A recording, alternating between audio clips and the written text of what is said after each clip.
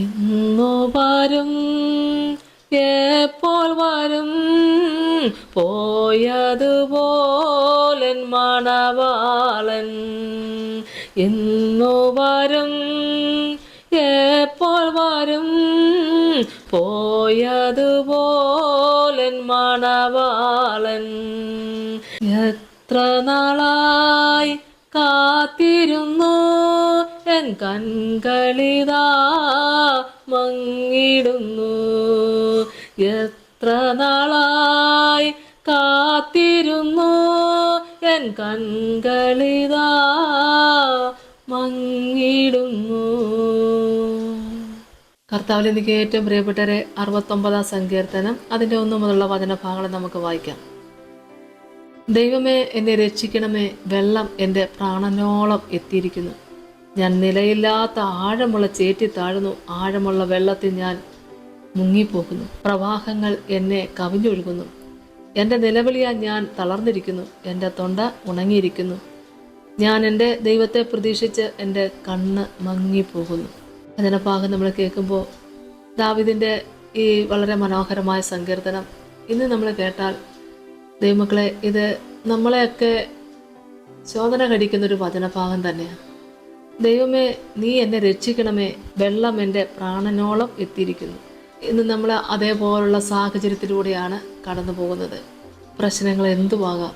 ഞാൻ നിലയില്ലാത്ത ആഴമുള്ള ചേറ്റിൽ താഴുന്നു. ആഴമുള്ള വെള്ളത്തിൽ ഞാൻ മുങ്ങിപ്പോകുന്നു. അത്രമാത്രം ഞെരുക്കുന്ന അനുഭവങ്ങൾ, കഷ്ടതയേറെ, സങ്കടങ്ങളേറെ, കടബാധ്യത ഏറെ, മാനസികമായ പ്രയാസങ്ങളും പ്രശ്നങ്ങളും ഏറെ, രോഗമേറെ, എവിടെ നോക്കിയാലും എല്ലാ തലത്തിലും ഒരുപാട് സങ്കടങ്ങളുടെ നടുവിൽ കടന്നു പോകുന്ന പ്രിയപ്പെട്ട ദൈവമക്കളെ, വചനഭാഗത്തെ നോക്കാം. പ്രവാഹങ്ങൾ എന്നെ കവിഞ്ഞൊഴുകുന്നെന്നാ പറഞ്ഞേ.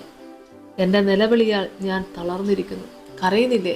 എത്രമാത്രം നെഞ്ചി നീറിയ ഓരോ ദിവസം കഴിഞ്ഞു പോന്നേ. ഏതെല്ലാം പ്രശ്നങ്ങളിലൂടെയാണ് കടന്നു പോന്നേ.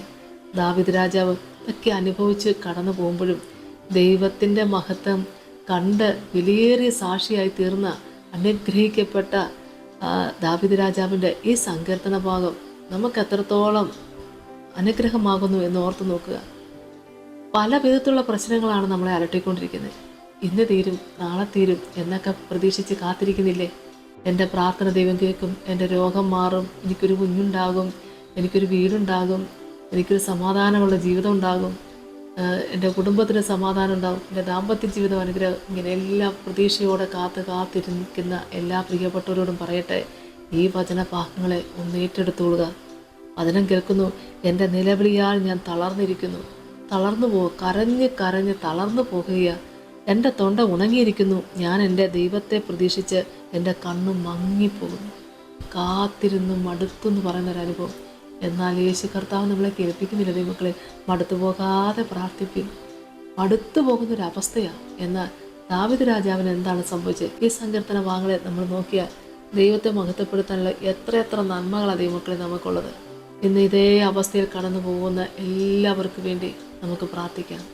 സ്തോത്രം കർത്താവേ, കരുണാസമ്പന്ന എൻ്റെ സ്വർഗീയ നല്ല ദൈവമേ, ഓരോ ദിവസവും കർത്താവ് ഏറ്റവും വലിയ ഭാരങ്ങൾ ചുമക്കുന്ന അനുഭവത്തിലൂടെ കടന്നു പോകുമ്പോൾ എൻ്റെ കർത്താവേ, കണ്ണുനീര് നിൻ്റെ പാദപീഠത്തിൽ വീഴുന്നുവെന്ന് വിശ്വസിച്ചുകൊണ്ട് ഇന്നല്ലെങ്കിൽ നാളെ എൻ്റെ പ്രാർത്ഥനയ്ക്ക് ദൈവം ഉത്തരം തരുമെന്ന് പ്രതീക്ഷിച്ച് കാത്തിരിക്കുന്ന മക്കൾക്ക് വേണ്ടി പ്രാർത്ഥിക്കുന്നപ്പാ. എത്ര കരയുന്ന നിമിഷത്തിലും ദൈവവേൽപ്പിച്ച് ശുശ്രൂഷ ചെയ്തും കർത്താവെ കണ്ണുനീര് തുടയ്ക്കുന്ന ദൈവത്തിൻ്റെ തിരുസന്നിധിയിലിരുന്ന് പാടിയും വാഴ്ത്തിയും എൻ്റെ കർത്താവിന് വേണ്ടി പ്രതീക്ഷയോടെ കാത്തിരുന്ന് പ്രാർത്ഥിക്കുന്ന മക്കൾക്ക് വേണ്ടി പ്രാർത്ഥിക്കുന്നപ്പാ. എൻ്റെ ദൈവമേ, അവിടുന്ന് കേൾപ്പിച്ച വാഗ്ദത്തങ്ങൾ നിറവേറി കാണാൻ ഇടയാക്കണമേ. വാഗ്ദത്തം ചെയ്ത ദൈവം വിശ്വസ്തനെന്ന് എണ്ണിക്കൊണ്ട് ആമേ നിൻ്റെ മക്കള് അനുഗ്രഹം പ്രാപിപ്പാൻ ഇടയാക്കണേ. രോഗാവസ്ഥയിൽ കഴിയുന്നവർക്ക് സൗഖ്യം കൊടുക്കണമേ. കുടുംബത്തിലെ സമാധാനം നഷ്ടപ്പെട്ട അവസ്ഥയിലിരുന്ന് വേദനിക്കുന്ന മക്കൾക്ക് വേണ്ടി പ്രാർത്ഥിക്കുന്നപ്പാ. ദൈവപ്രവൃത്തി കാണുവാനായിട്ട് ദൈവം സഹായിക്കണമേ. എൻ്റെ കർത്താവെ, വിവാഹപ്രായം കഴിഞ്ഞിട്ടും വിവാഹം നടക്കാതെ കർത്താവെ സങ്കടത്തോടെ ഇനി പ്രാർത്ഥനയിരിക്കുന്ന മക്കൾക്ക് വേണ്ടി പ്രാർത്ഥിക്കുന്നു. എൻ്റെ കർത്താവെ, തക്കതായ തുണയെ ദൈവം ഒരുക്കി കൊടുത്ത് ദൈവം അനുഗ്രഹിക്കണമേ. ഒരു കുഞ്ഞിനു വേണ്ടി കാത്തിരിക്കുന്ന മക്കൾക്ക് വേണ്ടി പ്രാർത്ഥിക്കുന്നു. സ്വർഗീയ പിതാവേ, പ്രതീക്ഷയോടെ നിൻ്റെ മക്കളെ കാത്തിരുന്നല്ലപ്പാ. എൻ്റെ കർത്താവെ, അവസാനത്തോളം സഹിച്ചു നിൽക്കുന്ന രക്ഷിക്കപ്പെടുന്ന അടിയും വചനം ഈ സമയത്ത് ഓർത്ത് പ്രാർത്ഥിക്കുന്നപ്പാ. സഹിച്ചു നിന്നുകൊണ്ട്, ക്ഷമിച്ചു നിന്നുകൊണ്ട്, പാടിയും പ്രാർത്ഥിച്ചും വാഴ്ത്തിയും സ്തുതിച്ചും എൻ്റെ മക്കളെ പ്രത്യാശയുള്ളവരായി കർത്താവിൻ്റെ പാദപീഠത്തിൽ തന്നെ നിൽപ്പാൻ ഇടയാക്കണമേ എന്ന് പ്രാർത്ഥിക്കുന്നു കർത്താവേ. യേശുവേ സ്തോത്രം.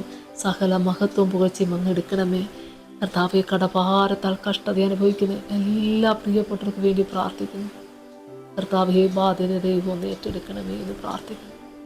സമാധാനം കൊടുത്ത് ദൈവം അനുഗ്രഹിക്കണമേ കർത്താവെ. പല വിധത്തിലുള്ള പ്രശ്നങ്ങളുമായി ഏറെ സങ്കടത്തിലിരിക്കുന്ന മക്കൾക്ക് സമാധാനം കൊടുത്ത് അനുഗ്രഹിക്കണമേ. പിതാവിൻ്റെയും പുത്രൻ്റെയും പരിശുദ്ധാത്മാവിൻ്റെ നാമത്തിൽ അപേക്ഷിക്കുന്നപ്പാ, കൃപയോടെ കേൾക്കണമേ. ആമേൻ. യേശുവേ സ്തോത്രം.